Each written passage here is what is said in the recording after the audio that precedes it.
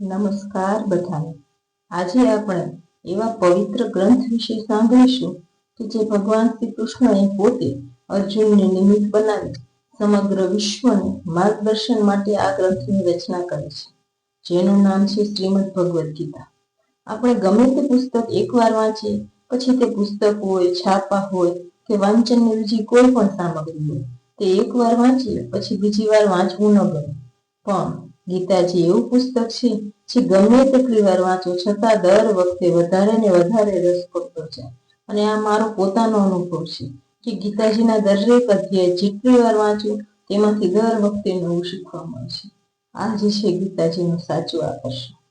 તો ગીતાજી મૂળ સંસ્કૃત ભાષામાં લખાયેલું છે, પણ ધીમે ધીમે સંસ્કૃત ભાષાનું મહત્વ ઘટતું ગયું અને હવે તેનું ભાષાંતર આપણે વાંચીએ છીએ. લગભગ 5000 વર્ષ પહેલા કુરુક્ષેત્રના મેદાનમાં, જે મેદાન હાલ હરિયાણામાં આવેલું છે, તે કુરુક્ષેત્રના મેદાનમાં જ્યારે અર્જુને મહાભારતના યુદ્ધમાં પોતાના જ સગા સંબંધીઓને જોઈ દુઃખી થઈ ગયો અને હવે હું યુદ્ધ નહીં કરું એમ કહી બેસી ગયો, ત્યારે શ્રી કૃષ્ણએ આ ગીતા કહી સંભળાવી. તે કોઈ એક જાતિ, વ્યક્તિ, જ્ઞાતિ, ધર્મ માટે નહીં, પણ મનુષ્ય જાતને માર્ગદર્શન માટે આ ગીતાજીની રચના થઈ હતી. ભગવદ્ ગીતા દરેક મનુષ્યએ નિયમિત વાંચવી જોઈએ. આ મારો આગ્રહ છે. જીવનમાં ગમે તેટલી મુસીબત હોય, તેનો ઉકેલ શક્ય ન લાગતો હોય, પણ ગીતાજીમાંથી તે મુશ્કેલીનો ઉકેલ અવશ્ય મળે જ છે. આ મારો પોતાનો અનુભવ છે અને એટલે જ હું તમને બધાને નમ્ર નિવેદન કરું છું, ગીતાજી ન વાંચતા હોય તે શરૂ કરી દેજો. આપણે નિયમિતપણે ગીતાજીનું વાંચન કરીશું તો સમજાશે કે આ એક ચમત્કારિક પુસ્તક છે, કારણ કે ભગવાને પોતે કહેલું છે.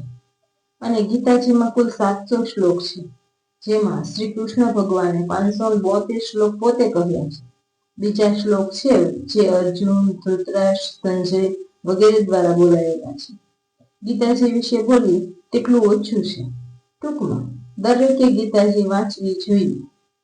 તો ચાલો, ગીતાજીમાં કહ્યું છે, મનુષ્ય અવતાર માત્ર એશો આરામ, પૈસા, સોનું, ચાંદી આ બધા માટે નથી. આ કુદરતની લીલા છે, તેમાં ફસાવાનું નથી. અને આપણે પૃથ્વી ઉપર પોતાના કર્મો દ્વારા આત્માને ઉચ્ચ સ્થિતિએ લઈ જવા માટે આવ્યા છીએ. આ દુનિયાનો દેખાડો કાયમી નથી. આ જીવન અહીં રહે ત્યાં સુધી જ બધા સગા વહાલા છે, પૈસા, ગાડી, બંગલા, સુખ, સુવિધા કંઈ સાથે આવવાનું નથી. સાથે તો બસ કર્મો અને સંસ્કાર, આ બે જ સાથે આવવાનું છે. તો એનું થોડુંક પાછું ભેગું કરીએ. લોકો કહે છે ખાલી હાથે આવ્યા હતા, ખાલી હાથે જવાના. પણ ના, ખાલી હાથે આવ્યા છીએ, ના ખાલી હાથે જવાના છીએ. કર્મો અને સંસ્કાર લઈને આવ્યા છીએ અને તે સાથે લઈને જવાના છે. અવતાર તો ઘણા મળે, પણ મનુષ્ય દેહ અણમોલ છે. તેને ખોટી વાતોમાં, વાદાકૂદમાં, ખોટા દેખાડામાં ન કાઢવો, પણ ઈશ્વરને જાણવામાં, જ્ઞાન મેળવવામાં કાઢીશું તો લેખે લાગશે. આ જ્ઞાન ગીતાજીમાંથી શીખવા મળે છે. તો હવે ગીતાજીના 18 અધ્યાય છે. દરેક અધ્યાય વિશે આપણે આ ચેનલમાં સમજીશું. તો જેણે મારી ચેનલને સબસ્ક્રાઇબ ન કરી હોય તે કરી લેજો અને બને ત્યાં સુધી લોકોને શેર કરજો, એટલે ગીતાજીનો આગળ આપણે એક એક અધ્યાય વિશે વિસ્તારથી સમજાવીશું, જે તમને પણ સાંભળવાની મજા આવશે અને મને મારા મોઢેથી ગીતાજીના શબ્દો વારંવાર ઉચ્ચારવા ખૂબ ગમશે. તો મને સાંભળવા બદલ તમારો બધાનો ખૂબ ખૂબ આભાર, ધન્યવાદ.